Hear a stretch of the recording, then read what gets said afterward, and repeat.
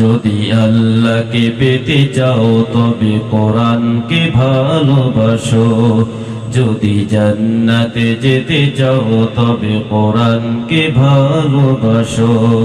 কোরআনের মাহফিলে এসে বসো দলে দলে, কোরআনের মাহফিলে বসে পড়ো দলে দলে, জান্নাতি আশা নিয়ে বসো।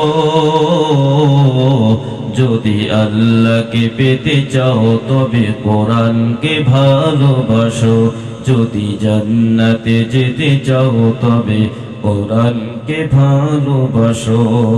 থেমে গেছে আমার এই কণ্ঠের গান, মানুষের দুঃখ দেখে কাঁদে এই প্রাণ, কাঁদে এই প্রাণ। থেমে গেছে আমার এই কণ্ঠের গান, মানুষের দুঃখ দেখে কাঁদে এই প্রাণ, কাঁদে এই প্রাণ। অসহায় মানুষের কান্না আর মুসলিম কিভাবে হাসো। যদি আল্লাহকে পেতে চাও তবে কোরআনকে ভালোবাসো, যদি জান্নাতে যেতে চাও তবে কোরআনকে ভালোবাসো। কোরআনের মাহফিলে এসে বসো দলে দলে, জান্নাতি আশা নিয়ে বসো। যদি আল্লাহকে পেতে চাও তবে কোরআনকে ভালোবাসো, যদি জান্নাতে যেতে চাও তবে কোরআনকে ভালোবাসো। জোরে বলেন মারহাবা। আমরা জবান ছেড়ে পড়ছি আলহামদুলিল্লাহ। আশেপাশে যে সকল ভাইরা আছেন, রাস্তায় আছেন, এখনো সময় ক্ষেপণ করছেন বাজারে, কোনো কারণ ছাড়াই আজকের এই মাহফিল যদি জীবনের শেষ মাহফিল হয়ে যায়, আগামীকাল আমাদের সব কিছু বন্ধ হয়ে যাবে। আমলের দরজাগুলো 3টা বাজে সব বন্ধ হয়ে যাবে। সেদিন যদি আমলের দরজা বন্ধ হয়ে যায়, আল্লাহ পাকের কাছে যদি আমরা পুনরায় পৃথিবীতে আসার সেই আকুতি আমরা জানাই, তাহলে সেই দিন এই আসার এই যে পুনরাবৃত্তি এটা কিন্তু ঘটবে না। আমাদের এই শেষ নিঃশ্বাস ত্যাগ করার পূর্ব মুহূর্ত পর্যন্ত যে সময়টা, এটাই হচ্ছে আমাদের ঈমান এবং আমলকে গুছিয়ে নেওয়ার সময়। এখনো পর্যন্ত যারা এই এত সুন্দর, এত বরকতপূর্ণ এবং দৃষ্টিনন্দন, মনোমুগ্ধকর এই আয়োজনের সাথে সম্পৃক্ত হতে পারেন নাই, কালকে আমাদের কঠিন ময়দানে আপনি এটার সহযোগিতা না করার জন্য হয়তো আল্লাহ তাআলার সেই আদালতে আপনি আসামি হয়ে যেতে পারেন। ঠিক কিনা বলেন? অধ্যকার এই মাহফিলের কর্তৃপক্ষ দীর্ঘ কয়েকটা দিন ধরে অক্লান্ত পরিশ্রম করে তারা শুধু এই এলাকায় নয়, বিভিন্ন এলাকায় দূর দূরান্তে তারা মাইকিং এর মাধ্যমে, লিফলেটের মাধ্যমে আজকের এই মাহফিলের ব্যাপারটা তারা জানান দিয়েছেন। ঠিক কিনা বলেন? অনেক দূর দূরান্তের মানুষ আমার কাছ থেকে খোঁজ নিয়েছেন আমার কাছে, আমি তাদেরকে সুস্থ করেছি। আল্লাহর কোরআনের এই মাহফিল ইনশাআল্লাহ হবে। আপনারা আসুন, এখান থেকে এসে চলার পথের পাথু হিসেবে কিছু দেওয়ার জন্য সেই মানসিকতা নিয়ে আপনি আসেন, বসেন। আল্লাহ রাব্বুল আলামিন আপনার আশা, আপনার বসা, আপনার খুলুসিয়াত যদি আল্লাহ তাআলাকে রাজি খুশি করার জন্য হয়, তাহলে সাইয়্যিদুনা হযরত ওমর ফারুক রাদিয়াল্লাহু তাআলা আনহু ইসলামের গুরুতর দুশমন ছিলেন, শত্রু ছিলেন। আল্লাহর নবীর মাথাকে তার শরীর থেকে বিচ্ছিন্ন করার জন্য তিনি অগ্রসর হয়েছিলেন, নবীজির সামনাসামনি তিনি চলে এসেছিলেন। কিন্তু আল্লাহর নবীর সামনে মাথা কাটতে এসে নবীজির সুন্দর চেহারা এবং নবীজির সুন্দর সেই আচরণে মুগ্ধ হয়ে মাথা কাটতে এসে সাইয়্যিদুনা হযরত ওমর নিজের মাথা রাহমাতুল লিল আলামিনের সামনে পেতে দিয়েছিলেন। সুবহানাল্লাহ। আল্লাহ পাক চাইলে এমন পরিবর্তন যেটা হযরত ওমরকে করেছিলেন আমাদের করতে পারেন না? জোরে বলেন, পারেন কি না? এই জন্য আমাদের সমস্যা হচ্ছে সেই মন মানসিকতা লালন করে আমরা আল্লাহর কোরআনের মাহফিলের সংস্পর্শে আমরা আসি না। আলেম ওলামাদেরকে দেখে আমরা বক্র নজরে আমরা তাকাই, কোরআনের মধ্যে আমরা বক্রতা অন্বেষণ করে আমরা ফিরে যাই এবং কোনায় কানায় চিপাই চাপাই। এমন অনেক মানুষ আছে নামধারী মুসলমান, আসলে কোরআনের ভাষায় তারা মুসলমান নয়। কোরআনের মধ্যে, ইসলামের মধ্যে, Islam is complete code of life. ইন্না দীনা ইনদাল্লাহিল ইসলাম ওয়া রাদিতু লাকুমুল ইসলাম দীনা।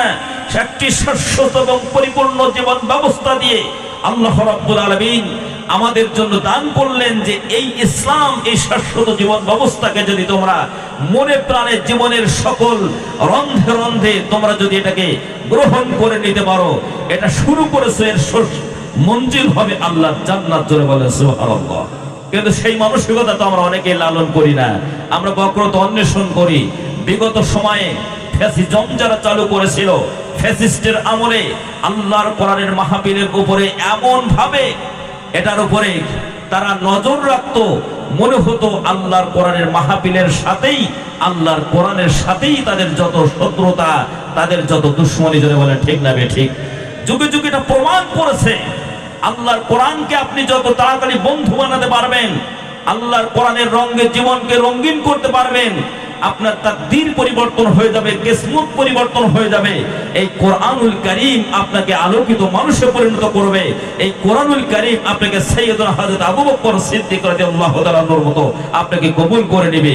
অন্যথায় আপনি যদি কোরআনুল কারীমকে সেই মানসিকতা লালন না করে, আপনি যদি সেই আবুল হেকাম, সে যে নজরে আল্লাহর কোরআনকে শুনেছে, আল্লাহর নবীকে দেখেছে, আল্লাহর নবীকে দেখলো, আল্লাহ নবীর জবান থেকে কোরআন শুনলো, কিন্তু এই কোরআনের মধ্যে সে সোজা কিছু দেখলো না, বক্রতাই খুঁজে ফিরলো, এই মানুষটি আবুল হেকাম সময়ের ব্যবধানে আবুল হেকাম আবু জেহেলে পরিণত হয়ে গেল। জোরে বলে ঠিক না বেঠিক?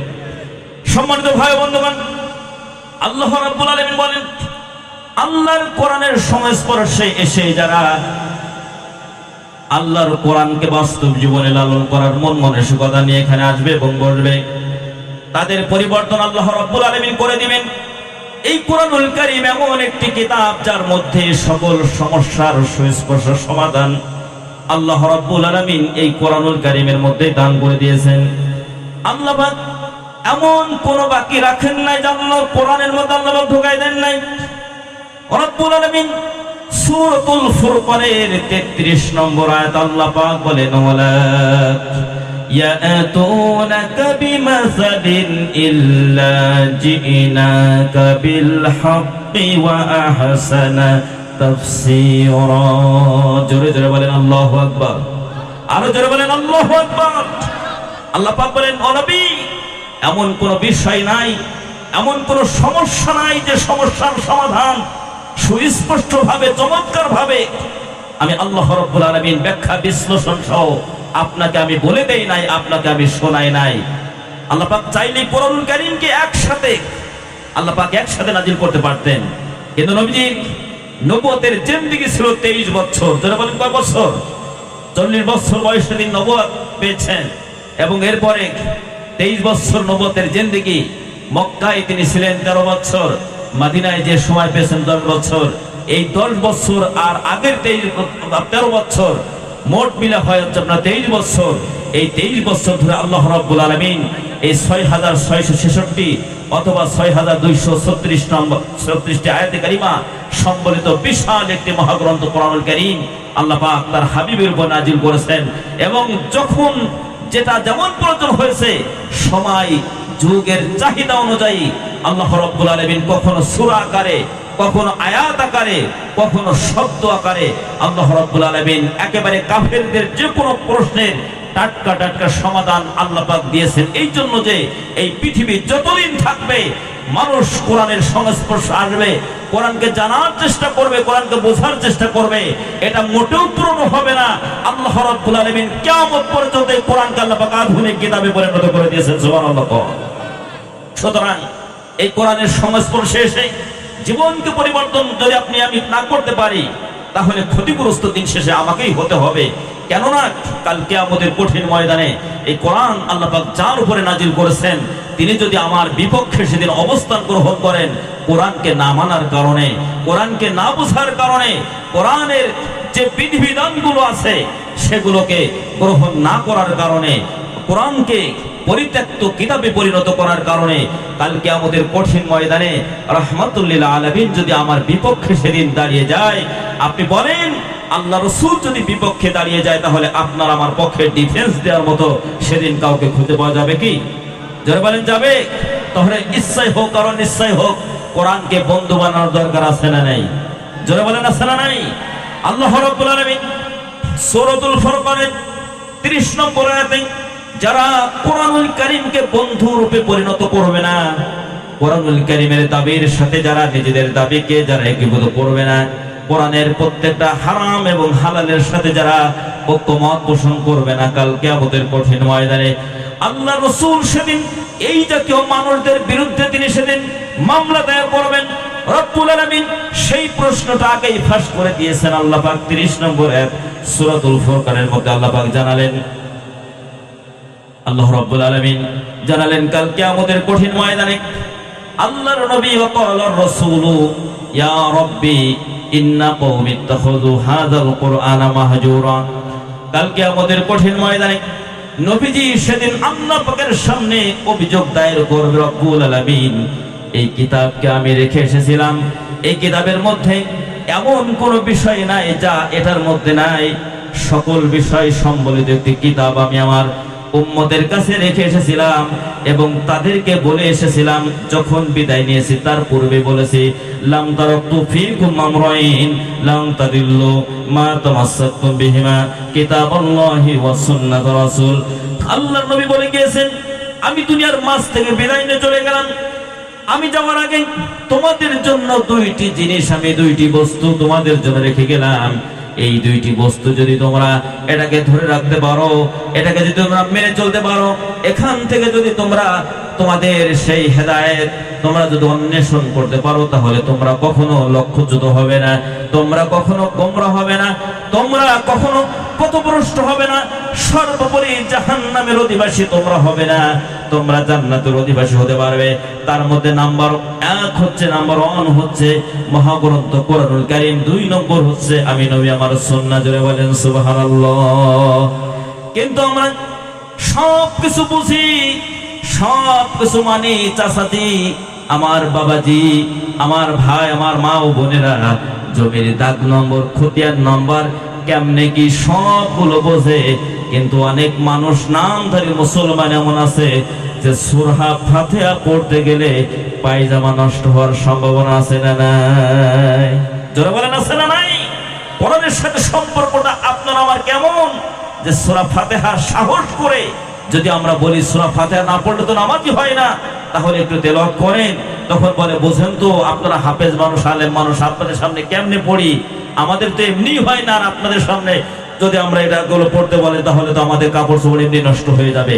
তাহলে আমাদের সামনে যদি কাপড় নষ্ট হয়ে যায়, তাহলে যিনি সকল ক্ষমতার উৎস, যিনি সকল ক্ষমতার আধার, সে আল্লাহর সামনে দাঁড়িয়ে প্রত্যেকদিন 5 ওয়াক্ত নামাজে লা সালাতা লিমান লাম ইয়াকরা বিফাতিহাতিল কিতাব, সূরা ফাতিহা ছাড়া নামাজ যখন হচ্ছে না, সূরা ফাতিহা আপনি আমি পড়ছি, অথচ সেই সূরা ফাতিহা আমরা সহি শুদ্ধ করে পড়ার সেই মন মানসিকতা আমরা এখনো পর্যন্ত তৈরি করতে পারি না। জোরে বলেন ঠিক না বে ঠিক?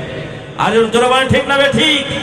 সম্মানিত ভাই বন্ধুগণ, এই জন্য আমাদের কোরআনুল কারীমের কাছে আমাদের ফিরে আসতে হবে, অন্যথায় কাল কিয়ামতের কঠিন ময়দানে রাহমাতুল লিল আলামিন তিনি আমাদের বিপক্ষে সেদিন যদি অবস্থান করেন, আমাদের বিরুদ্ধে মামলা দায়ের করেন, তাহলে সেদিন আমাদের পক্ষে ডিফেন্স দেওয়ার মতো কোনো আইনজীবী, কোনো উকিল কিন্তু সেদিন খুঁজে পাওয়া যাবে না। ঠিক কিনা বলেন? যারা বলেন ঠিক না বে ঠিক? এই জন্য আল্লাহর কোরআনের সংস্পর্শ করতে আহ্বান জানাচ্ছি। আমরা যত তাড়াতাড়ি আমরা বুঝবো, তত তাড়াতাড়ি আমাদের জন্যই সেটা কল্যাণ হবে। কোরআনুল কারীমের সংস্পর্শে এসে যুগে যুগে কালে কালে সেই অসভ্য, সেই বর্বর মানুষগুলো সোনার মানুষে পরিণত হয়ে গেল। আবুল হেকাম, আবু জেহেল হয়ে গেল কোরআনকে না মানার কারণে। আর সাইয়েদনা হযরত আবু বকর সিদ্দিক, তিনি কোরআনকে মেনে নেওয়ার কারণে, আল্লাহ রাসূলের কথাকে মেনে নেওয়ার কারণে তিনি ছিলেন সাধারণ আবু বকর, আল্লাহ রাব্বুল আলামিন তাকে সিদ্দিক বানিয়ে দিলেন। জোরে বলেন সুবহানাল্লাহ। সে আল্লাহ এখন আছে না?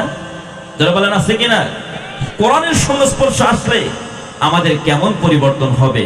আমরা শুধু একটু আসি, সেই মন মানসিকতা লালন করে কোরআনের কাছে, আলেম ওলামার কাছে আমরা আসি, দেখবেন যে আপনার জীবন পরিবর্তন হয়ে গেছে, আপনার তাকদীর পরিবর্তন হয়ে গেছে। সম্মানিত ভাই বন্ধুগণ, সেটা কেমনে হবে? দেখেন না সাইয়েদুল হযরত ওমরের দিকে তাকাইয়া, সকলে বলেন রাদিয়াল্লাহু তাআলা আনহু, সকলে বলেন রাদিয়াল্লাহু তাআলা আনহু, যিনি আল্লাহর নবীর সংস্পর্শে আসলেন। যখন আল্লাহর নবীর সংস্পর্শে এসেছেন, ওমর তখন সাধারণ ওমর রইলেন না। আল্লাহর নবী বলেন, আনা খাতামুন নাবিয়্যিন লা নাবিয়্য বাদি ওয়ালা রাসূলান, আমি হলাম শেষ নবী, আমার পরে এই পৃথিবীতে আর কোন নবী রাসূল আসবে না।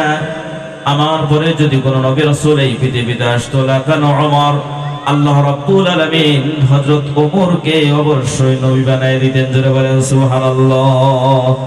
অর্থাৎ নবী হওয়ার জন্য যে গুণ কোয়ালিটি থাকা দরকার, আল্লাহ রাব্বুল আলামিন সাইয়েদনা হযরত ওমর ফারুক রাদিয়াল্লাহু তাআলা আনহুর মধ্যে সেই গুণ কোয়ালিটি গুলো দিয়েছিলেন।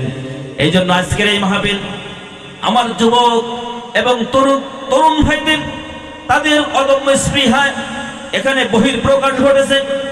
এত কষ্ট, এত পরিশ্রম করে এত সুন্দর করার এই আয়োজন করেছেন।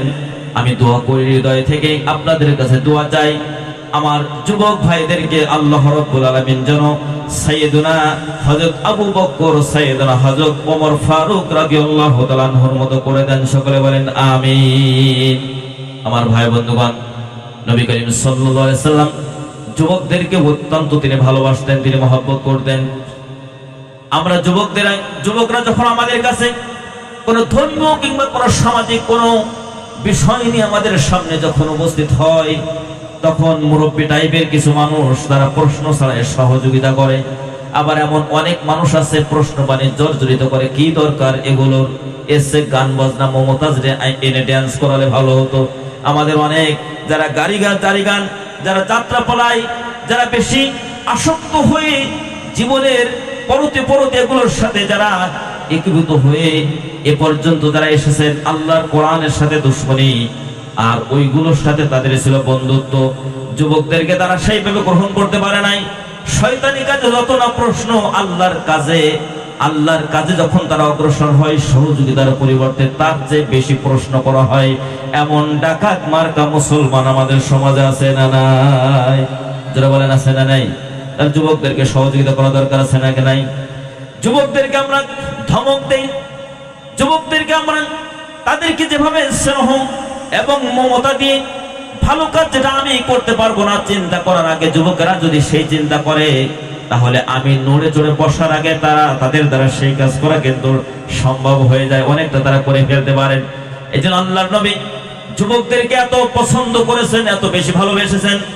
নবীজির অসংখ্য যুবক সাহাবীদের মধ্য থেকে একজন সাহাবীর ঘটনা আপনাদেরকে শোনাই।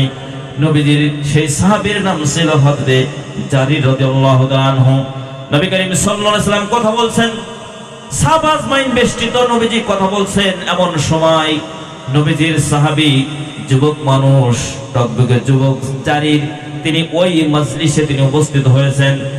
আল্লাহর নবী দেখলেন জারির দাঁড়িয়ে আছেন।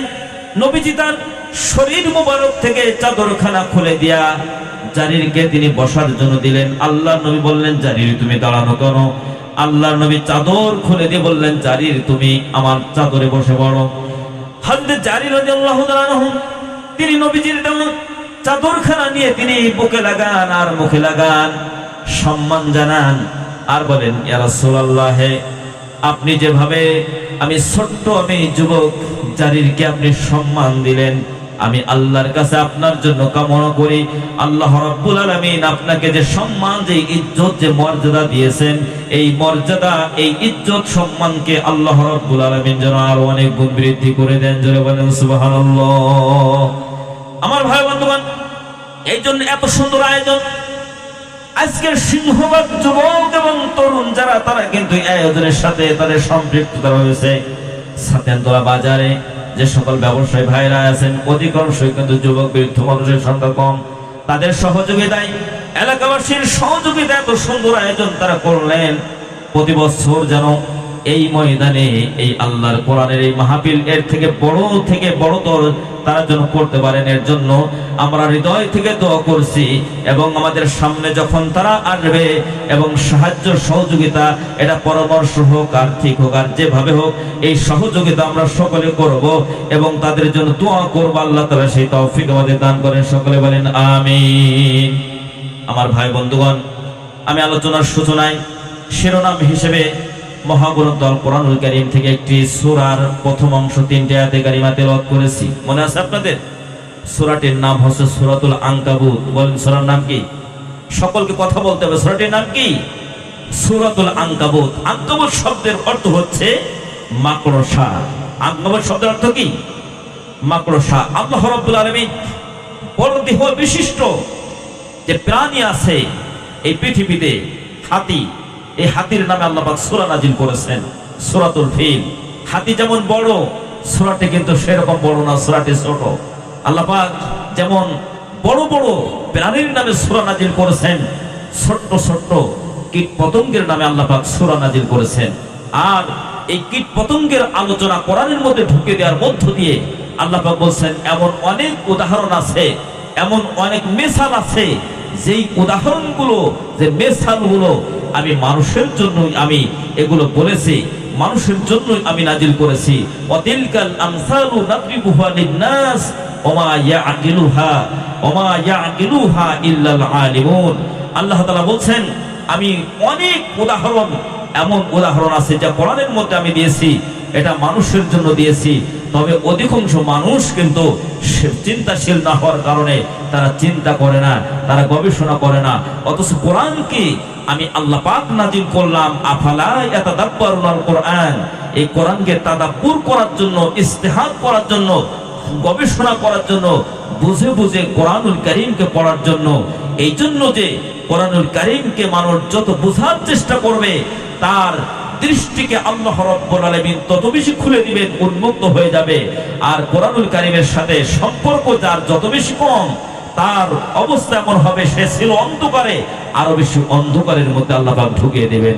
এই জন্য কোরআনের আলোয় আলোকিত হোক আমরা, ব্যক্তি থেকে পরিবার, পরিবার থেকে সমাজ, সমাজ থেকে রাষ্ট্র, তথা সর্বত্রই কোরআনের রঙে আমাদের সমাজ রঙিন হোক। আমরা ব্যক্তি হিসেবে পারিবারিক, সামাজিক সর্বত্রই আমরা রঙিন করার জন্য আমরা যেন সচেষ্ট হতে পারি। আল্লাহ তাআলা আমাদের সকলকে সেই তৌফিক দান করেন। সকলে বলেন আমিন। আমার কথা বুঝতে কি আপনাদের কষ্ট হচ্ছে? কষ্ট হচ্ছে? অধিকাংশ মানুষ তার কথা বলছেন না। এখনো পর্যন্ত আমি সাবলীল ভাষায়, প্রাঞ্জল ভাষায়, হতে পারি আমি অসুস্থ, অ্যাক্সিডেন্টের রোগী, অত্যন্ত কষ্ট করে মাগুরা থেকে আপনাদের এখানে আসা, আবার এখান থেকে ফিরে যেতে হবে, দোয়া চাওয়ার জন্য এসেছি। এই কষ্টের মধ্য দিয়ে আমি যত কষ্ট করে এসেছি তার থেকে বেশি কষ্ট আপনাদের হচ্ছে। এলাকা থেকে অল্প পথ বাড়িয়ে দিয়ে যারা এখানে এসেছেন তাদের বেশি কষ্ট হচ্ছে। তবে আমরা কোরআনের এই যে শাশ্বত যে বাণী, এই বাণী আপনাদেরকে শোনাতে চাই। আমরা যতটুকু কথা বলবো এটা যেন আমাদের চলার পথের পাতো হয়। আমরা যেটা শুনবো সেটা যেন আমরা সংগ্রহে রাখতে পারি, জেহেনে রাখতে পারি, স্মৃতি থেকে আমরা হারিয়ে না যাই। বাড়ি যাওয়ার পর বাস্তব জীবনে আমাদের এই কথাগুলো যদি কোরআন এবং হাদিসের অথেন্টিক প্রমাণের ভিত্তিতে যদি আমরা বলে থাকি, তাহলে মানতে তো আমাদের সমস্যা নাই। সমস্যা আছে? কথা বলে না, সমস্যা আছে নাকি? তাহলে সকলে আল্লাহর গোলাম হিসেবে বক্রতা অন্বেষণ না করে আল্লাহর কোরআন শোনার সেই মানসিকতা নিয়ে আমরা সকলে বসে যাই। আল্লাহ রাব্বুল আলামিন যারা কোরআনুল কারীমের মাহফিলে আসলো, কোরআনের সংস্পর্শে আসলো, আলেম ওলামার সংস্পর্শে আসলো, অথচ সেখানে তারা ষড়যন্ত্রের গন্ধ খুঁজে পেল, তারা বক্রতা অনুসরণ করলো। আল্লাহ রাব্বুল আলামিন সূরা হুদে 19 নম্বর আয়াতে আল্লাহ রাব্বুল আলামিন তাদের ব্যাপারে বলেছেন, আল্লাযীনা ইয়াসুদ্দুনা আন সাবিলিল্লাহি ওয়া ইয়াত্তাখিযুনাহা ইওয়াজা ওয়া হুম বিল আখিরাতি হুম কাফিরুন। আল্লাহ রাব্বুল আলামিন বলেন, যারা কোরআনের সংস্পর্শে এসে কোরআনুল কারীমের মধ্যে, দ্বীনের মধ্যে, ইসলামের মধ্যে যারা বক্রতা, যারা অন্বেষণ করে, এরা মুসলমান হতে পারে না, এরা মুমিন হতে পারে না। নিঃসন্দেহে এরা কাফের, এরা কাফের, এরা কাফের। বলেন তো ঘোষণা মোল্লার না আল্লাহর? জোরে বলেন কার ঘোষণা? এই জন্য কোরআনকে একেবারে কোনো দ্বিধা ছাড়াই আমাদের মেনে নিতে হবে, যেমন মেনে নিয়েছেন আল্লাহর নবীর সাহাবা আজমাইনগণ। তারা সেই মানসিকতা লালন করতেন, সামিআনা ওয়া আতানা, শুনলাম আর আমরা সেটা মেনে নিলাম। এই মেনে নেওয়ার সিদ্ধান্ত নিয়েই আসহাবে সুফফার 70 প্লাস সাহাবী সেখানে অবস্থান করতেন। রিয়াজুল জান্নার পাশে আমি গত বছর সেই সশরীরে দেখে এসেছি আসহাবে সুফফার সাহাবী যারা সেখানে ছিলেন। হযরত আবু বকর, হযরত আবু হুরায়রা রাদিয়াল্লাহু তাআলার সর্বাধিক হাদিস তিনি নবী করিম সাল্লাল্লাহু আলাইহি ওয়াসাল্লাম থেকে বর্ণনা করেছেন। এই সাহাবী তিনি ক্ষুধার যন্ত্রণা সহ্য করেছেন। আল্লাহর নবীর মাজলিস থেকে তিনি নিজেকে সামান্য সময়ের জন্য তিনি দূরে রাখবেন, এই চিন্তাটাও কখনো তিনি লালন করেন নাই। আমি যদি আমি যদি নবী থেকে সামান্য সময়ের জন্য দূরে চলে যাই, এর মধ্যে যদি নবীজি এমন কোন কথা বলেন যেটা আমার চলার পথে আমার পাথর হিসেবে গ্রহণ করার মতো, আমি সেটা থেকে যদি মাহরুম হই, বঞ্চিত হয়ে যায়, তাহলে আমি তো স্থায়ীভাবে আমি বঞ্চিত হয়ে গেলাম। এই জন্য সেই মানসিকতা তারা লালন করতো। হয়তো আবু হুরায়রা রাদিয়াল্লাহু তাআলা আনহুকে প্রশ্ন করা হলো, আপনার কি ক্ষুধা লাগে না, আপনার কি কষ্ট হয় না? হযরত আবু হুরায়রা রাদিয়াল্লাহু তাআলা বলতেন, আল্লাহর নবী যখন দর্স দিতেন, তিনি আমাদের সামনে তালকিন করতেন, কথা বলতেন, আল্লাহর নবীর সুন্দর চেহারার দিকে তাকিয়ে আমি আমার সেই ক্ষুধাকে আমি ভুলে দিতাম। জোরে বলেন সুবহানাল্লাহ, আরো জোরে বলেন সুবহানাল্লাহ। আমার ভাইরা, আমরা মুসলমান, কিন্তু আসলে সে মানসিকতা লালন না করার কারণে কোরআনের কথা হচ্ছে, কোরআন আলোচনা হচ্ছে, কোরআনের তাফসীর হচ্ছে, ওয়াজ হচ্ছে, সেমিনার সিম্পোজিয়াম অসংখ্য অগণিত হচ্ছে, চলছে আমাদের রাজধানী থেকে শুরু করে প্রত্যন্ত অঞ্চল পর্যন্ত, কিন্তু আমরা কোরআনকে সেইভাবে আমরা বন্ধু বানাতে পারি নাই। এই জন্য আমাদের বন্ধু বানানো দরকার আছে না নাই? যারা বলেন আছে কিনা? নিজেরা বন্ধু হবেন কোরআনের, সাথে সাথে আপনার পরিবারের সদস্য যারা আছে তাদেরকেও সেইভাবে ছোটকাল থেকে গড়ে তুলতে হবে। আল্লাহ পাক তৌফিক দান করেন, সকলে বলেন আমিন।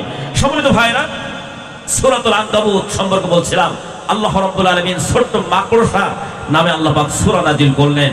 রব্বুল আলামিন সূরাতুন নাহল আল্লাহ পাক মৌমাছির নামে সূরা নাজিল করেছেন। সূরাতুন নামল পিপিলিকার নামে আল্লাহ পাক সূরা নাজিল করেছেন।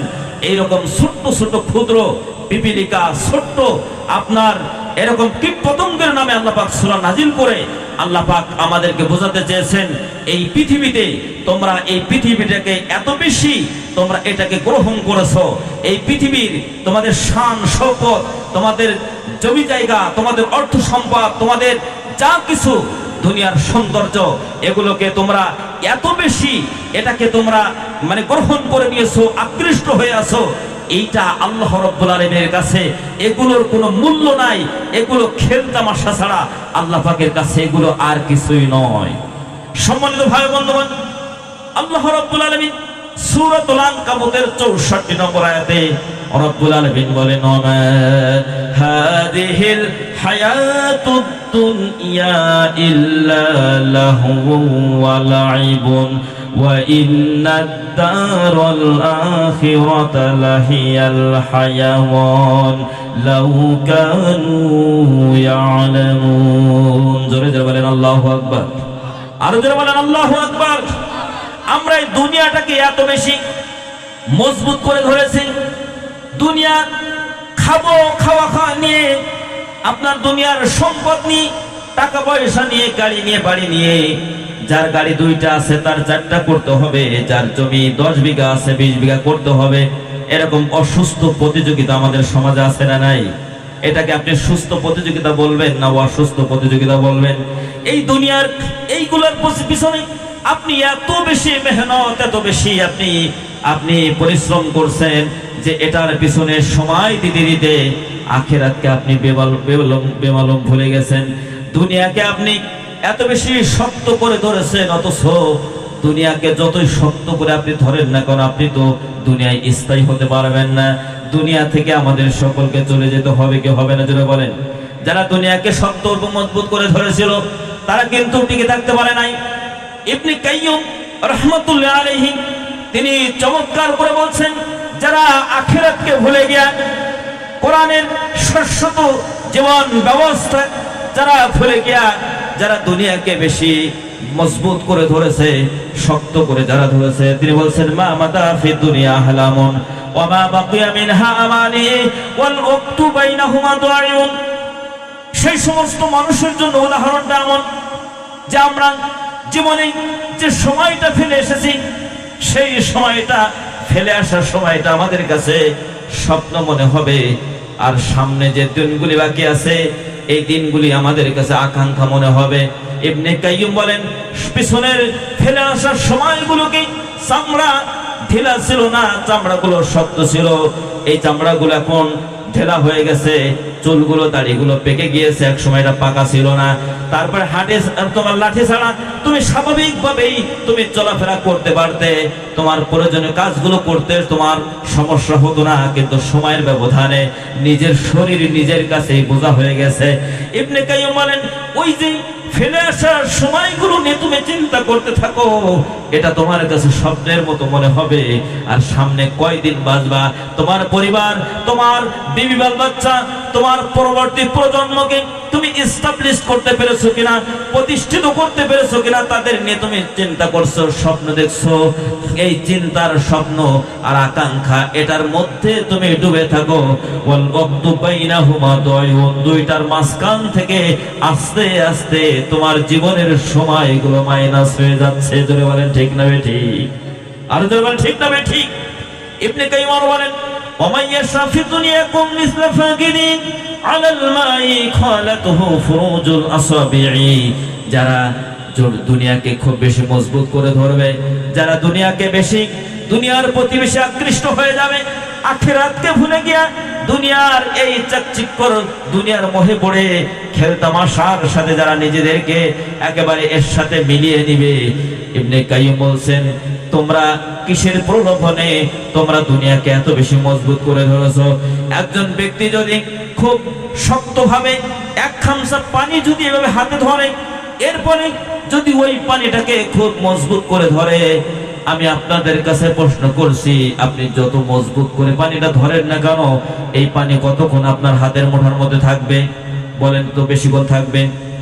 যত আপনি শক্ত করে ধরবেন, এক সময় দেখা যাবে আঙ্গুলের ফাঁক আপনার সাথে খেয়ানত করবে। ইবনে কাইয়্যিম চমৎকার ভাবে যারা দুনিয়ার প্রতি আকৃষ্ট হয়ে দেউলিয়া হয়ে গেছে, সেই সকল মানুষদের প্রতি তিনি আহ্বান জানাচ্ছেন, ফিরে আসো আল্লাহর দিকে, ফিরে আসো, ফিরে আসো আল্লাহ রসুলের দিকে, দ্বীনের দিকে ফিরে আসো। দুনিয়াকে তুমি যত শক্ত এবং মজবুত করে তুমি ধরো না কেন, ইদা জাআ আজালুহুম লা ইস্তাখিরুনা সাআতাও ওয়া লা ইস্তাকদিমুন। জোরে জোরে বলেন আল্লাহু আকবার। তুমি যত শক্ত করে ধরো, দুনিয়া থেকে তুমি মাইনাস হতে চাও না, দুনিয়া থেকে তুমি যেতে চাও না, এক সময় দেখবে দুনিয়া তোমাকে মাহরুম করবে। তোমার সময় যখন চলে আসবে, এক সেকেন্ডের জন্য এদিকেও করা হবে না, ওদিকেও করা হবে না। ইচ্ছায় হোক আর অনিচ্ছায় হোক, দুনিয়ার সফর শেষ হবে, সকলকেই আল্লাহর সামনে হাজিরা দিতে হবে, কি হবে না? জোরে বলে। সেই প্রস্তুতি গ্রহণ করার দরকার আছে না নাই? জোরে বলেন, আছে না নাই? বয়স হয়ে গেছে, কিন্তু সেই ধরনের মানসিকতা এখনো যারা লালন করতে পারি নাই। আর কবে আমাদের আকল ফিরবে, কবে আমাদের বিবেক ফিরবে? কোরআনুল কারীম আপনাকে বলছে, কোরআন কারীম আপনাকে আহ্বান করছে, আপনাকে হাত ছানি দিয়ে ডাকছে, অথচ আমি পরিবর্তন হচ্ছি না। আমি নিজে যদি পরিবর্তন না হই, তাহলে আমার পরবর্তী প্রজন্ম, আমার সন্তান সন্ততি, আমার আপনজন, তারা কেমনে পরিবর্তন হবে? এই জন্য তাদেরকে পরিবর্তন করতে হলে আগে আমরা যারা সম্মুখ ভাগে যারা অবস্থান করছি, তাদেরকে আগে পরিবর্তন হতে হবে। যেটা বলে ঠিক না ঠিক? সম্মানিত ভাই বন্ধুগণ, আল্লাহ রাব্বুল আলামিন সূরা আনকাবুতের মধ্যে 69টি আয়াতে কারিমা এবং 7টি রূপু আল্লাহ পাক দান করলেন। নবী করিম সাল্লাল্লাহু আলাইহি সাল্লামের মক্কি জিন্দেগিতে যখন নির্যাতন, অত্যাচারের ইস্তিমরার নবীজির উপরে চালানো হচ্ছিল, আল্লাহর নবীর গায়ে ওরা প্রথমে হাত তোলে নাই, প্রথমে সাহাবা আজমাইনদের গায়ের উপরে ওরা হাত তুলেছে, সাহাবীদেরকে ওরা মেরেছে। নতুন নতুন সাহাবী যারা ইসলাম গ্রহণ করে ইসলামে দীক্ষিত হয়েছেন, তাদের উপরে ওরা হাত তুলেছে। কর্মীদেরকে যদি মারা যায়, কর্মীদেরকে যদি সরানো যায়, তাহলে নেতা তার নেতাগিরি কেমনে করবেন? এই জন্য আমার ভাই বন্ধুগণ, যখন আল্লাহ নবীর হাতে হাত দিয়া ইসলাম গ্রহণ করে যখন সাহাবা আজমাইন নবীজির হাতকে শক্তিশালী করেছেন, নবীজির আনিত মিশন এই সমাজে বাস্তবায়ন হচ্ছে, নবীজির মিছিল দিন দিন বড় থেকে বড় হয়ে যাচ্ছে। ওরা তখন ওদের চোখ তো কপালে উঠে গিয়েছে, কিভাবে ঠেকানো যায়। ইয়াসিরকে মারা হয়, আম্মারকে মারা হয়, বেলালকে মারা হয়, খাব্বাবকে মারা হলো, খোবাইবকে মারা হলো, মহিলা সাহাবী হযরত সুমাইয়া রাদিয়াল্লাহু তাআলা আনহাকে শহীদ করা হলো। তারপরেও তো ইসলামের এই মিছিলকে কোনোভাবে থামানো যাচ্ছে না। অপপ্রচার করে, ইসলামের বিরুদ্ধে ষড়যন্ত্র করে, সেই যুগেই যেমন ছিল, এই যুগেই ইসলামের বিরুদ্ধে এমনই ভাবে ষড়যন্ত্র হবে। নবীজির দ্বীনকে থামাই দেওয়ার জন্য যেভাবে চেষ্টা করা হয়েছিল, ইসলাম পন্থীদের অগ্রযাত্রাকে রুখে দেওয়ার জন্য এইভাবে ষড়যন্ত্র করা হবে। তবে যারা সচেতন এবং যারা সচেতন নাগরিক, যারা ইসলামকে মনে প্রাণে যারা ধারণ করে, আল্লাহকে রব হিসেবে গ্রহণ করে নিয়েছে, এই পৃথিবীর কোনো পাতি নেতা তাদেরকে নেতা হিসেবে গ্রহণ করে নাই, আল্লাহর নবীকে নেতা হিসেবে গ্রহণ করে নিয়েছে, কোরআনুল কারীমকে কনস্টিটিউশন তথা সংবিধান হিসেবে গ্রহণ করেছে। আখিরাত হচ্ছে লক্ষ্য, শাহাদাত যাদের জীবনের কাম্য, পিছনের কোনো কিছুকে তারা পরোয়া করে নাই, তারা অভিষ্ট লক্ষ্যে পৌঁছানোর জন্য তারা সিদ্ধান্ত গ্রহণ করবে। এই মানুষগুলোকে কেমনে থামাবা? এই মানুষগুলোকে অপবাদ দিয়ে প্রচার করে তাদেরকে কোনোভাবে থামানো যাবে না। যখন সাহাবীদেরকে থামাতে পারে নাই, ওরা সরাসরি আল্লাহর নবীর গায়ে তখন তারা হাত তোলা শুরু করে দিয়েছে। কথা শুনতেছেন? কথা শুনতেছেন আমার ভাই বন্ধুগণ? আল্লাহর নবীর গায়ে হাত তুলল, আবু জাহেল নবীজিকে মারল। নবীজির চাদর ছিল, এমন ভাবে চাদরটাকে সে কষে ধরেছে, নবীজির শ্বাসরুদ্ধকর অবস্থা তৈরি হয়েছে, নবীজির দেহ থেকে প্রাণবায়ু যেন উড়ে যাবে। নবীজি আঘাত পেয়েছেন, নবীজি আক্রান্ত হয়েছেন। নবী করিম সাল্লাল্লাহু আলাইহি সাল্লাম মাটিতে তিনি লুটিয়ে পড়েছেন। নবীজির চাচা আমির হামজা তখন ইসলাম গ্রহণ করেন নাই। আমির হামজা বাড়িতে এসে দেখেন হযরত আমির হামজা তখন ইসলাম গ্রহণ করেন নাই, তার স্ত্রী ফুপিয়ে ফুপিয়ে কাঁদতেছে। আমির হামজা স্ত্রীর কাছে প্রশ্ন করেন, বিবি গো, জীবনে কোনোদিন তোমার চাওয়া আমি পূরণ করি নাই, এমন কোন ডিকশনারিতে এমন কোন ঘটনা নাই, কিন্তু তোমার চোখের পানি আমি সহ্য করতে পারি নাই, তুমি কেন কাঁদতেছো? আমির হামজার স্ত্রী বলছেন, প্রাণের স্বামী, আপনি যেটা বলছেন বিষয়টি ভিন্ন। আমি আপনার কাছে জিজ্ঞাসা করতে চাই, আব্দুল্লাহ বলেন মুহাম্মাদের পিতা আব্দুল্লাহ যদি আজ পৃথিবীতে বেঁচে থাকতো, তাহলে মুহাম্মাদের গায়ে যদি কেউ হাত দিত, তাহলে আব্দুল্লাহ কি বসে থাকতো? বলে না, এটা তো সম্ভব নয়। তাহলে কিভাবে আব্দুল্লাহ পৃথিবীতে বেঁচে না থাকার কারণে মুহাম্মাদের শরীরে কিভাবে হাত তুলল? আবু জেহেল এবং সে মাটিতে লুটিয়ে পড়েছে, সে আক্রান্ত হয়েছে। আমি আমার এই দুই নয়নে আমি মুহাম্মাদকে যে আঘাত করেছে, এই আঘাতের বদলা আমি আমার দুই নয়নে দেখতে চাই। সাথে সাথে বাড়ি থেকে আমির হামজা ধনুক নিয়ে বের হয়ে গিয়েছে। আবু জেহেলের কাছে যখন সে শ্রবণ তার কাছে জিজ্ঞাসা করলো, আবু জেহেল রে কেন মারলি? জেহালতের কারণে সে মেরেছে। কেন মারলি? তুই কি মনে করেছিস মুহাম্মাদের পিতা আব্দুল্লাহ এই পৃথিবীর মাঝ থেকে বিদায় নিয়ে চলে গিয়েছে আর মুহাম্মদ এতিম হয়ে গেছে, এই জন্য কি তুই তাকে এতিম বলে তুই তাকে মেরেছিস? আবু জেহেল রে মনে রাখ, মুহাম্মাদের পিতা আব্দুল্লাহ মারা গিয়েছে, কিন্তু চাচা আমির হামজা তো এখনো মারা যায় নাই। হাতে যে ধনুক ছিল এইটা দিয়ে আবু জেহেলের মাথায় আঘাত করলেন, মাথা ফেটে ফিনকিতে রক্ত বের হলো। আমির হামজা যখন বাড়িতে চলে আসলো, এসে বিবিকে বলছে, বিবিকে খুশি হওয়ার জন্য বলল, আল্লাহর নবীকে বললেন, মুহাম্মদ তুমি খুশি হও। আল্লাহর নবী বলছেন, চাচা তুমি কার মাথা ফাটিয়ে এসেছো, আর সেই সংবাদ দিয়ে তুমি আমাকে খুশি করার জন্য চেষ্টা করছো। চাচা এই সংবাদ দিয়ে তুমি আমাকে খুশি করতে পারবে না। আমির হামজা বলছে, ভাতিজা তাহলে তুমি কি হলে খুশি হবে? আল্লাহর নবী বললেন, চাচা আমি খুশি হব যদি তোমার জবানে আমি শুনতে পাই তাওহীদের কালিমা লা ইলাহা ইল্লাল্লাহু মুহাম্মাদুর রাসূলুল্লাহ। জিকির করেন লা ইলাহা, পিছনে যারা আছেন লা ইলাহা সুবহানাল্লাহ আলহামদুলিল্লাহ লা ইলাহা, জোরে লা ইলাহা লা ইলাহা ইল্লাল্লাহু মুহাম্মাদুর রাসূলুল্লাহ সাল্লাল্লাহু আলাইহি ওয়াসাল্লাম। সম্মানিত ভাইরা, আমি আপনাদেরকে বোঝাতে যাচ্ছিলাম সূরা আনকাবুত যেই পরিস্থিতি নাজিল হয়েছে, আল্লাহর নবীর উপরে অত্যাচার, আল্লাহর নবীর সাহাবা আজমাইনদের উপরে সমানভাবে অত্যাচার চলেছে, কিন্তু দ্বীনের থেকে ইসলামের এই মূল যে সেন্টিমেন্ট থেকে সাহাবা আজমাইনদেরকে বিন্দু পরিমাণ চুল পরিমাণ তাদেরকে সরাতে পারে নাই। ইসলামের এই দ্বীনকে যারা বিজয়ী হিসেবে এই জমিনে যারা দেখতে চায়, তাদের উপরে এরকম অত্যাচার আসবে, তাদের উপরে হামলা আসবে, তাদের উপরে মামলা আসবে, তাদেরকে গুম করা হবে, খুন করা হবে, ব্যবসা বাণিজ্যকে ধ্বংস করে দেওয়া হবে। তারপরেও যারা আল্লাহ রাব্বুল আলামিনের সামনে যারা বর্ষতা স্বীকার করে নিয়েছে, তার সারেন্ডার করেছে, তাদেরকে দুনিয়ার কোনো ভয়ভীতি দিয়ে কোন রকম শয়তানি ষড়যন্ত্র করে চুল পরিমাণ তাদেরকে সরানো যাবে না। যারা বলে ঠিক না বেঠিক। এজন্য ইসলাম বিজয়ী হিসেবে দেখার জন্য যারা আমরা স্বপ্ন দেখি, সাহাবা মাইনদের সেই কলিজা ভরা সেই ঈমান যেন আল্লাহ রাব্বুল আলামিন আমাদের সকলকে দান করেন। আমরা সকলে বলি আমিন। আরো জোরে বলেন আমিন। সম্মানিত ভাই বন্ধুগণ, সূরা আনকাবুতের মধ্যে আল্লাহ রাব্বুল আলামিন আলিফ লাম মিম দিয়ে শুরু করলেন।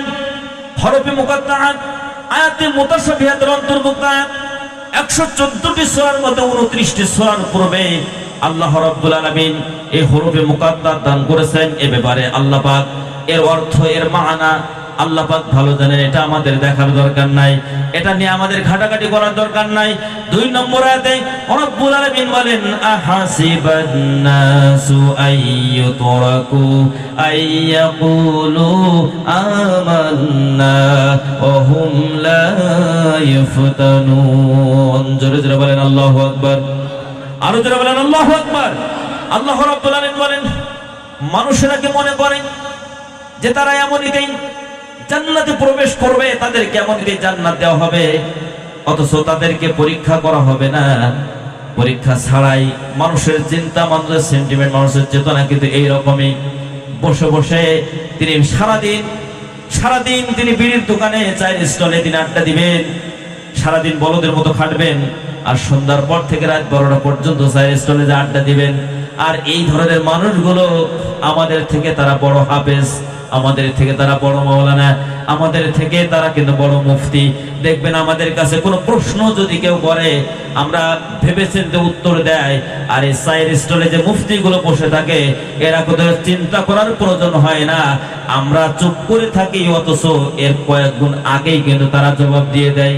যদি বলেন ঠিক না বে ঠিক। এই বড় বড় মুফতিগুলো, আমার ভাই বন্ধুগণ, এরা মনে করে সারাদিন শয়তানি বজ্জাতি টুকাটুকি করে, এই ধরনের সময়কে নষ্ট করে এরা কোনাকুনি চাপা কোনা হয়ে, মনিরামপুর হয়ে, সাতক্ষীরা হয়ে, বঙ্গোপসাগর হয়ে আল্লাহর জান্নাতে চলে যাবে। আসলে এই ধরনের চিন্তা নিয়ে যারা বসে আছে, তারা বোকার স্বর্গে তারা বসবাস করছে। অত আল্লাহ রাব্বুল আলামিন বলছেন, তোমরা মনে যাই করো না কেন, তোমাদের স্বভাব হচ্ছে মনে করা, চিন্তা করে বসে থাকা। অথচ আল্লাহ রাব্বুল আলামিন অবশ্যই তোমাদেরকে পরীক্ষা করবেন।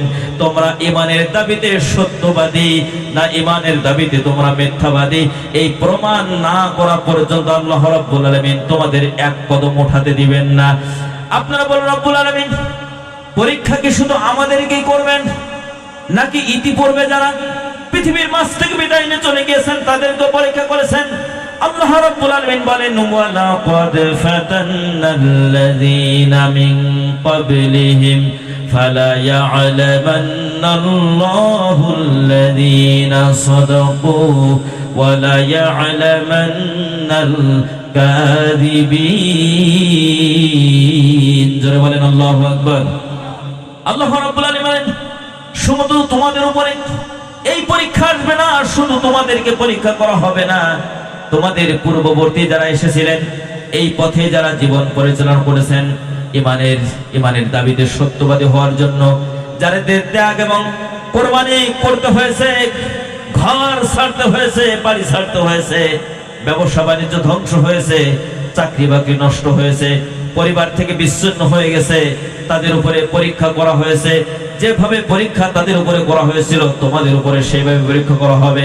তোমরা যে ঈমানের দাবি করলে, অথচ ঈমানের দাবি অনুযায়ী তোমরা কাজ করলে না, তোমাদের ব্যক্তি জীবন থেকে শুরু করে পারিবারিক জীবন, সামাজিক জীবন, রাজনৈতিক জীবন, তোমাদের রাষ্ট্রীয় জীবন, আন্তর্জাতিক জীবন পর্যন্ত কোনো কিছু তোমরা কোরআনের দাবি অনুযায়ী করলে না, পরীক্ষায় তোমরা অংশগ্রহণ করলে না, অথচ জান্নাতে যাওয়ার জন্য তোমরা প্রত্যাশা করছো। আসলে আল্লাহ পাক এইরকম পরীক্ষাবিহীন কোন মানুষকে আল্লাহ পাক সেই জান্নাতের সেই স্বাদ দুনিয়ায় দেন নাই, আখিরাতেও দিবেন না। সুতরাং তোমাদেরও সেই স্বাদ পাওয়ার কোনো সম্ভাবনা নাই। জোরে বলেন ঠিক না বেঠিক?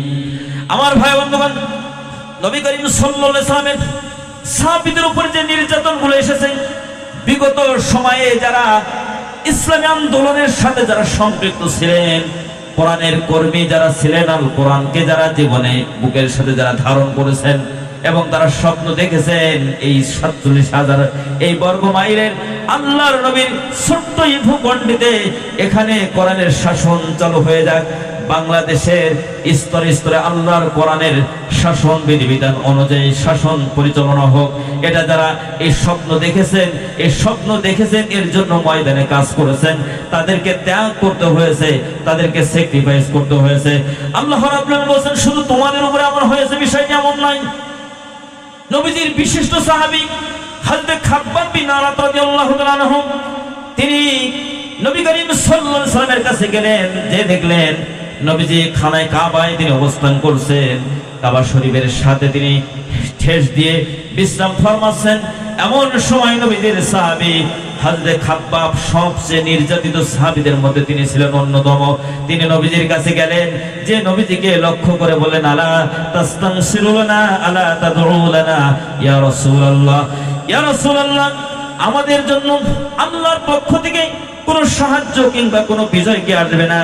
আপনি আমাদের জন্য কি আল্লাহর কাছে একটু দোয়া করবেন না? ওরা তো আমাদের মারতে মারতে ওরা আমাদের শেষ করে ফেলে দিচ্ছে, আমাদের হাড্ডি সার মানুষে পরিণত করে ফেলছে, আমাদের শরীর থেকে হাড় থেকে আমাদের মাংসগুলো আলাদা করে ফেলছে। কত অত্যাচার, কত নির্যাতন, কি দোষ আমরা করেছি? ঈমান এনেছি, এটাই হচ্ছে আমাদের দোষ। ঈমানের পথে চলেছি, কোরআনকে জীবনের সকল ক্ষেত্রে মেনে নেওয়ার সিদ্ধান্ত গ্রহণ করেছি, আর স্বপ্ন দেখেছি জমিন আল্লাহর, আকাশ আল্লাহর, বাতাস আল্লাহর, সবকিছু আল্লাহর, আমরাও আল্লাহর। সুতরাং এই জমিনে আল্লাহর জমিনে আল্লাহর দ্বীনটা কায়েম হোক, এটা আমরা প্রত্যাশা করেছি। ওগো নবীজি, এর বাইরে তো আমরা আর কিছুই চিন্তা করি নাই, কিন্তু এমন নির্যাতন ওরা আমাদের উপরে করতেছে নবীজি, এটা তো অসহনীয় পর্যায়ে চলে যাচ্ছে, আপনি আমাদের জন্য একটু দোয়া করেন। আল্লাহ নবী হেলান দিয়েছিলেন, সাহাবীর কথা শুনে তিনি সোজা হয়ে বসলেন। এমন সময় হযরত জিবরিল আলাইহিস সালাম সূরাতুল বাকারার 214 নম্বর আয়াতে কারিমা নিয়ে তিনি অবতীর্ণ হলেন। হযরত জিবরিল আমিন নবীজিকে জানালেন, নবীজি, হযরত আপনার সাহাবী খাব্বাব রাদিয়াল্লাহু তাআলা আনহুর মাধ্যমে বিশ্বব্যাপী আপনি কথাটি জানিয়ে দেন, আমা হাসিবতুম আন তাদখুলুল জান্নাতা ওয়া লাম্মা ইয়াতিকুম মাসালুল লাযীনা খালাউ মিন ক্বাবলিকুম মাসাতুহুমুল বা'সা ওয়াদ-দাররা'u ওয়া যুলজিলু হাত্তা ইয়াকুলার রাসূলু ওয়াল্লাযীনা আমানু মা'আহু মাতা নাসরুল্লাহ আলা ইন্না নাসরাল্লাহি করিব। জোরে জোরে বলেন আল্লাহু আকবার। কথা শুনতেছেন? কথা শুনতেছেন? আমি দোয়া করি আপনাদের জন্য, আল্লাহ পাক আমাদের সকলকে যেন সাবাজ মাইন্ডের মতো সেই কলিজা ভরা যেন আল্লাহ পাক ঈমান দান করেন। একদিকে দুনিয়ার সবকিছু, আর একদিকে আল্লাহ এবং তার রাসূল, সবকিছু তাদের কাছে ছিল তুচ্ছ, এবং আল্লাহ এবং আল্লাহ রাসূলের দিকে তারা ছিলেন অগ্রসর। তারা 100-এর মধ্যে 100% তারা পাস করেছেন, গোল্ডেন প্লাস পেয়েছেন। আমার ভাই বন্ধুগণ, আল্লাহ রাব্বুল আলামিন বলেন, নবীজি, আপনি আমার সাহাবী খাব্বাবকে আপনি শুনিয়ে দেন, তোমরা বড়ই তাড়াহুড়ো করছো, তোমরা বিচলিত হচ্ছ, তোমরা কি মনে করেছো যে এমনিতেই আল্লাহ পাক তোমাদেরকে জান্নাত দান করবেন আর তোমরা কোনাকুনি তোমরা জান্নাতে প্রবেশ করবে? তোমরা কি এটা মনে করেছো? অথচ তোমাদের উপরে সেই ধরনের কোনো অবস্থা তৈরি হলো না। ওয়াসুলজিলু হাত্তা ইয়াকুলার রাসূলু ওয়াল্লাযীনা আমানু মা'আহু মাতা নাসরুল্লাহ। সাবাজ মাইন বা তোমাদের পূর্বে যারা এই ঈমানের পথে জীবন পরিচালনা করার জন্য সিদ্ধান্ত গ্রহণ করেছিলেন এবং ঈমানের পথে নবীদের অনুসৃত পথে জীবন পরিচালনা করেছেন, তাদের উপরে কত নির্যাতন এসেছে, তাদেরকে এমন ভাবে অত্যাচার নির্যাতন করা হয়েছে, তাদেরকে শারীরিক, মানসিক এবং আর্থিকভাবে তাদেরকে কোণঠাসা করা হয়েছে, তাদের নির্যাতন করা হয়েছে। সাহাবাজ মাইনদের পাশাপাশি, মানে নবীদের সাথীদের পাশাপাশি নবীরা পর্যন্ত তারা অতিষ্ঠ হয়ে গেছে। মাতা নাসরুল্লাহ, ও আল্লাহ, কবে আসবে তোমার বিজয়? আল্লাহ রাব্বুল আলামিন বলেন, নবীজি, আপনি শুনে দেন, এই যে বিজয়ের এই সুসংবাদ আমি আল্লাহ পাক তোমাদেরকে শোনাচ্ছি। এই পথটা কিন্তু একবারে মসৃণ ছিল না, এই পথটা কিন্তু সহজ ছিল না। এই অবস্থা, এই পরিবেশ তৈরির পিছনে অসংখ্য মানুষের রক্ত দিতে হয়েছে, অসংখ্য মানুষের জীবন দিতে হয়েছে, চোখ দিতে হয়েছে, হাত দিতে হয়েছে, তাদেরকে পঙ্গুত্ব বরণ করতে হয়েছে, দুনিয়া থেকে মাইনাস হতে হয়েছে। এরকম অসংখ্য অগণিত মানুষগুলো জীবনের বিনিময়ে এই ফাউন্ডেশন তৈরি হয়েছে। এরপরে তোমরা যে দিন কায়েমের যে স্বপ্ন তোমরা দেখতেছো, সেই দিন কায়েমের সেই সম্ভাবনা তৈরি হয়েছে। এটা এমনিতেই হয় নাই। এই কাজ তারা পূর্বেকার যারা ছিলেন রক্ত দিয়ে, জীবন দিয়ে তারা এই অবস্থায় ফাউন্ডেশন তারা তৈরি করে দিয়েছেন। বাকি কাজটুক সামনের দিকে এগিয়ে নেওয়ার দায়িত্ব তাদের নয়, এই দায়িত্ব হলেন আমরা আমাদের। জোরে বলেন ঠিক না বেঠিক? আরো জোরে বলেন ঠিক না বেঠিক? সেই অত্যাচার আমাদের উপরে আসে নাই, সেই জুলুম আমাদের উপরে এখন আসে নাই। যে অবস্থা তাদেরকে করা হয়েছিল, আল্লাহর নবী তিনি হেলান দিয়েছিলেন, সোজা হয়ে বসলেন, বলে খাব্বাব খুব বেশি ঘাবড়াই যাচ্ছ, খুব বেশি হতাশ হয়ে যাচ্ছ। ইসলামে হতাশার কোনো জায়গা নাই, ইসলামে পেরেশানি হওয়ার কোনো জায়গা নাই। বিগত 17 বছর কত কষ্ট, কত জেল, কত জুলুম, কত জরিমানা, কত হুলিয়া নিয়ে তোমাদের দিনাতিপাত করতে হয়েছে।